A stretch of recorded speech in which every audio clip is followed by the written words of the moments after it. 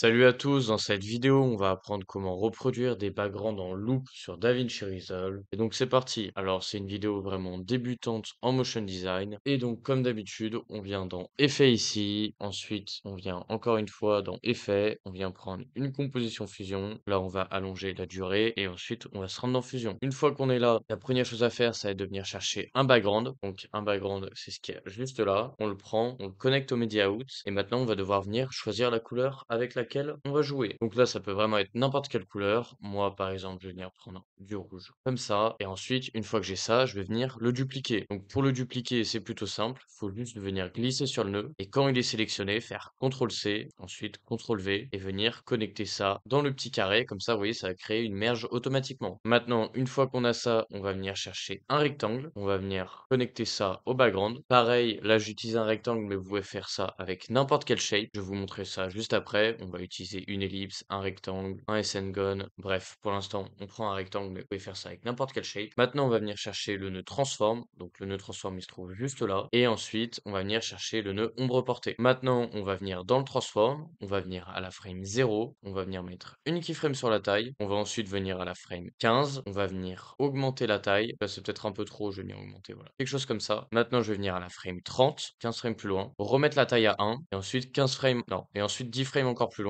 Allez, 40. On va remettre une keyframe ici. C'est important de bien remettre cette keyframe parce que sinon, la loupe ne marchera pas. Donc là, si on regarde pour l'instant, on a quelque chose qui monte comme ça. Donc pas très impressionnant. Et maintenant, on va venir dans l'ombre portée. Et dans l'ombre portée, déjà, la distance, on va venir la coller comme ça. Vous voyez là, on veut vraiment que ça soit comme ceci. Et ensuite, on va venir mettre des keyframes sur le flou, l'intensité de l'ombre. Et au même moment qu'en fait, notre transform, on va mettre les keyframes à chaque fois. Donc je vous rappelle, frame 15, on vient mettre des keyframes. Frame 30, on va venir mettre aussi des keyframes. Et frame 40, aussi une keyframe. Comme ça, on a les keyframes qui sont au même timing. Maintenant, à la frame 15, on va venir laisser ça comme ça. À la frame 0, on va venir mettre l'intensité de l'ombre à 0 et le flou à, par exemple, 0.30, par exemple. Voilà, 0.30. Et comme ça, là, si on regarde, on a quelque chose comme ça. Et maintenant, on va venir à la frame 30, remettre ça à 0, remettre ça à 30. Et comme ça, là, vous voyez, on a une apparition. Là, ça disparaît. Maintenant, on va bien mettre aussi à la frame 40 ça à 0 et ça à 30. Et comme ça, là, ça monte, ça redescend et ça disparaît. Parfait. Maintenant, on va devoir venir créer cet effet de loop. Et donc, pour ça, on va venir sélectionner notre transform et notre ombre portée. On va aller dans le spline en haut. On va cocher les cases qui se trouvent juste ici. Et là, en fait, on a nos courbes. On va venir dézoomer notre spline en maintenant CTRL et molette basse de la souris. Là, vous voyez que je peux dézoomer. Et maintenant, on va venir sélectionner tout ça. Donc, pour ça, clic gauche enfoncé, on glisse. Et ici, on va venir cliquer juste là sur cet outil. Et quand on clique sur cet outil et qu'on lance, vous voyez que là, ça va faire une loupe automatiquement. Maintenant, on peut utiliser cet outil-là ou on peut aussi utiliser celui qui se trouve juste là. Si je lance, vous voyez que les deux vont bien marcher. Donc moi, je vais utiliser celui-là. Je trouve qu'il fait un meilleur résultat. Maintenant, une fois qu'on a ça, on va devoir créer les couches par-dessus. Donc les secondes couches de rectangle. Et donc pour ça, on va venir chercher le nœud qui s'appelle vitesse. On va venir dans le retard mettre ça à 5. Comme ça, en fait,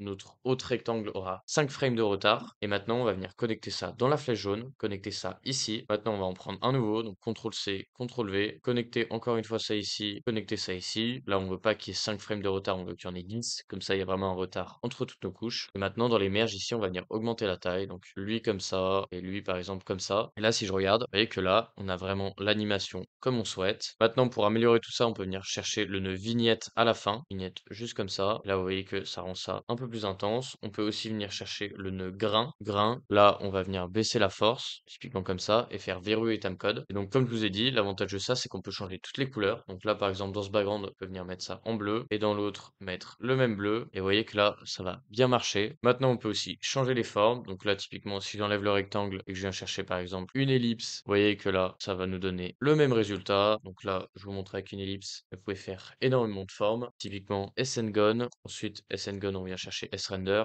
Donc ça, c'est un vecteur, c'est pour ça qu'il y a un render avec. On connecte ça là. Et là, vous voyez que ça marche aussi avec le SNGone. Et l'avantage du SNGone, c'est que ici, bah, on peut faire plein de formes. Typiquement, des losanges. On pourrait aussi coupler ça avec la vidéo que j'ai fait comment faire des rosas sur DaVinci Resolve. Donc on pourrait faire une rosace ici et ensuite faire le background juste là. En tout cas, si vous avez envie de continuer à progresser beaucoup plus vite et devenir autonome en montage vidéo, donc avoir mon niveau en moins de 3 mois, le meilleur moyen, c'est de rejoindre le serveur Discord qui se trouve dans la description de la vidéo. Serveur Discord, je donne plusieurs cours par semaine, que ce soit pour les débutants ou pour les avancés. Actuellement, il y a 3 types d'abonnements. Il y a celui qui vous donne accès complet au serveur, c'est-à-dire tous les packs, demandes de packs, sound effects, musique, transition, tous mes templates, presets macro. Vous pouvez aussi poser des questions en direct. Vous avez aussi accès aux salons vocaux. Vous avez aussi accès à des offres job pour que vous puissiez trouver des clients plus facilement. Si vous n'êtes pas sûr de ce que donne le Discord, vous pouvez aussi checker tous les témoignages. Maintenant, les deux autres types d'abonnements, c'est Masterclass Only, c'est-à-dire que vous avez accès aux masterclass en direct et en rediffusion, ou sinon rediffusion only, vous avez accès uniquement aux rediffusions. Bien évidemment, ces abonnements sont sans engagement, donc vous pouvez vous désabonner à tout moment. Mais si vous n'êtes pas fan des abonnements, vous pouvez toujours vous rendre sur ma page Ko-fi où je vends en individuel mes masterclass. Ça peut être pas mal d'en acheter une avant de prendre le serveur Discord, comme ça vous voyez la qualité à l'intérieur des masterclass. Et si vous voulez faire une bonne affaire, j'ai créé 3 packs à 8 euros. Chaque pack contient 5 masterclass selon votre niveau, donc débutant, intermédiaire ou avancé. Et donc si vous aimez cette vidéo et que vous voulez progresser plus vite, les liens sont dans la description. Et sinon, n'hésitez pas à liker, vous abonner. À bientôt.